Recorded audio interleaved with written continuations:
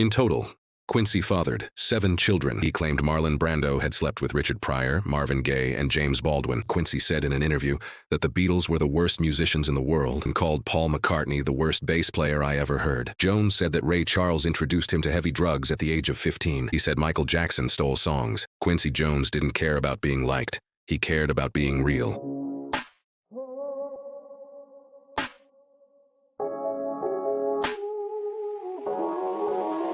Welcome back to This Time Last Year. This time last year, the music stopped. On November 3rd, 2024, Quincy Delight Jones Jr. died in Los Angeles at the age of 91. And though the world kept spinning, something in its rhythm changed. He wasn't just a producer. He was the architect of sound, the man behind the mic. The pulse beneath pop, jazz, soul, funk, and film. Quincy was born in the south side of Chicago on March 14, 1933. He was the elder of 2 sons. Quincy's early life was shaped by hardship. Quincy Delight Jones Jr. was born to Sarah Frances, née Wells, 1904 to 1999, a bank officer and apartment complex manager. His mother, a brilliant woman, but was institutionalized when he was just 7 years old, and his father, Quincy Delight Jones, 1895 to 1971, a semi-professional baseball player and carpenter from Charleston, South Carolina. His father moved the family to Seattle, where Quincy found salvation in music, trumpet first, then composition, then everything. By 14, he was arranging music. By 20, he was touring with Lionel Hampton. By 30, he was scoring films. And by 50, he was producing the best-selling album of all time. He didn't just break barriers. He shattered them. Quincy Jones was the first black vice president of a major record label. He scored 33 major motion pictures. He produced Thriller, Off the Wall, and Bad, the holy trinity of Michael Jackson's career. He won 28 Grammy Awards, a Primetime Emmy, a Tony, and was nominated for 7 Academy Awards. He was inducted into the Rock and Roll Hall of Fame, honored at the Kennedy Center, knighted in France, celebrated everywhere. But Quincy wasn't just a legend. He was a lightning rod. Quincy Jones's first wife was Jerry Caldwell, his high school sweetheart whom he married in 1957. Caldwell was a fellow high school student in Seattle and supported Jones's early career, and they divorced in 1966 after 9 years of marriage. They had 1 daughter together, Jolie Jones. In 1967, Quincy married Ulla Agneta Andersson, a Swedish actress, singer-songwriter, photographer, and retired model. But they divorced in 1974. Ulla and Quincy had 1 child together. She is the mother of Quincy Jones III. He dated Peggy Lipton, who was an American model, actress, and singer. She made appearances in many of the most popular television shows of the 1960s before she landed her defining role as flower child Julie Barnes in the crime drama The Mod Squad, for which she was nominated for 4 Emmy Awards and 4 Golden Globe Awards, winning the Golden Globe Award for Best Actress in a Television Series Drama in 1970. Peggy and Quincy had 2 children, Kadada and Rashida Jones. Peggy had took a 15-year hiatus to raise their children. You might know his daughter, Rashida Jones, who is an American actress and filmmaker. She is best known for her roles as Louisa Fenn on the Fox drama series Boston Public, or Karen Filippelli on the NBC comedy series The Office, or Ann Perkins on the NBC comedy series Parks and Recreation from 2009 to 2015. She also played the eponymous lead role in the TBS comedy series Angie Tribeca. Her accolades include a Grammy Award and 2 Emmy Award nominations. In 2025, she was named one of Time's 100 most influential people in the world. She also appeared in many films and is a producer. In 2018, her documentary Quincy, about her father, Quincy Jones, debuted on Netflix. It won the Grammy Award for Best Music Film in 2019. Rashida posted a photo of her father's hands, weathered, wise, and still. I couldn't locate that photo, so enjoy this one instead. In total, Quincy fathered 7 children. He was linked romantically to Nastasia Kinski. Quincy and Nastasia were in a relationship from 1991 to 1995, and had a daughter, Kenya Quincy Jones. Nastasia is a German actress. Their daughter, Kenya, is now a model. Quincy Jones once claimed to have dated a 24-year-old Ivanka Trump, the daughter of President Donald Trump, when he was 72, despite their 47-year age gap. Despite what he has claimed, Ivanka Trump has never publicly admitted to dating him or even going to dinner with him. He once claimed he had 22 girlfriends around the world, and no one doubted it. He was scandalous. He was brilliant. He was brutally honest. In a 2018 interview, he claimed Marlon Brando had slept with Richard Pryor, Marvin Gaye, and James Baldwin.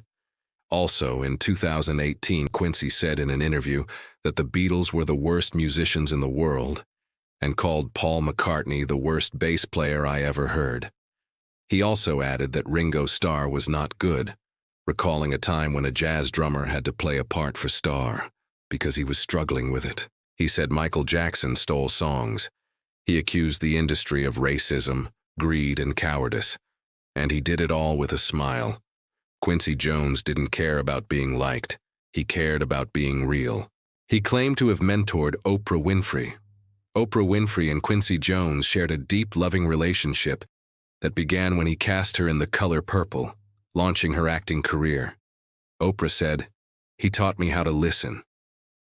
They considered each other family, with Jones affectionately calling her "my baby," and Winfrey describing him as the first person I ever loved unconditionally. Their bond extended beyond the film, involving shared work, global travel, and support for each other's foundations and careers. He collaborated with Ray Charles. Jones said that Ray Charles introduced him to heavy drugs at the age of 15, and he stopped using after 5 months. Frank Sinatra and Quincy Jones had a long-standing professional and personal relationship, beginning in 1958. Their key collaborations include arranging and conducting Sinatra's albums It Might As Well Be Swing in 1964 and Sinatra at the Sands in 1966, and producing his final solo album, L.A. Is My Lady, in 1984.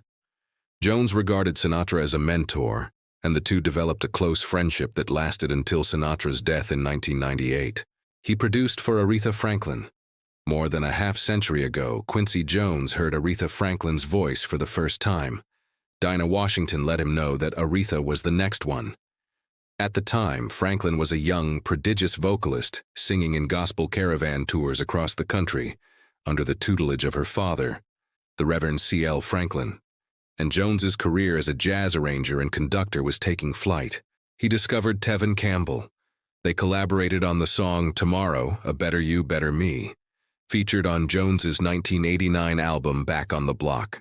Campbell's vocals were featured on the track, marking a significant early collaboration in his career, though Campbell has later expressed complex feelings about his time in the music industry and his relationship with Jones. He elevated Leslie Gore. Gore was discovered after her uncle gave Joe Glazer a tape of her singing that he forwarded to Irving Green, president of Mercury Records. Green gave the tape to Quincy Jones for evaluation, and Jones, recognizing her talent, became her producer. She was 16 years old. Quincy was her record producer from 1963 to 1965. He championed jazz, funk, hip-hop, and global fusion before it had a name. He was a civil rights activist, a philanthropist, a cultural diplomat. He helped launch the careers of dozens. He built bridges between genres, races, and nations, and when he died, the tributes poured in. Stevie Wonder called him the soul of the industry. Quincy Jones and Stevie Wonder had a significant professional and personal relationship, working together on projects like the We Are the World charity single, and Jones producing some of Wonder's songs, such as You've Got It Bad Girl. Wonder has spoken extensively about Jones's influence on his career, and they collaborated on various projects for artists including Michael Jackson and Donna Summer. In a tribute after Jones's passing, Wonder and Herbie Hancock performed We Are the World and Blue Set at the 2025 Grammy Awards. There was no scandal in his death, no overdose, no accident, just age, just time, just the quiet closing of a chapter that had been open for nearly a century. This time last year we lost Quincy Jones Jr.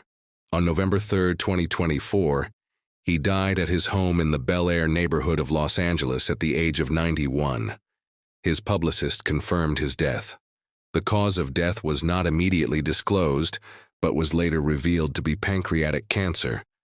But we didn't lose his sound. It's in every beat that grooves, every score that swells, in every artist who dares to be bold. Quincy Jones didn't just live through eras, he created them. And this time last year, the world paused, not just to mourn, but to remember the man who made music feel like truth. He left behind no spouse, but a legacy of love, mentorship, and music that spans generations. Quincy was survived by his children. Rest in rhythm, Quincy. Your legacy plays on. Thank you for taking this walk down memory lane with me for this time last year. If you enjoyed this video, please throw me a thumb. And if you'd like to see more of this time last year, please consider subscribing. Hope to see you in the next one.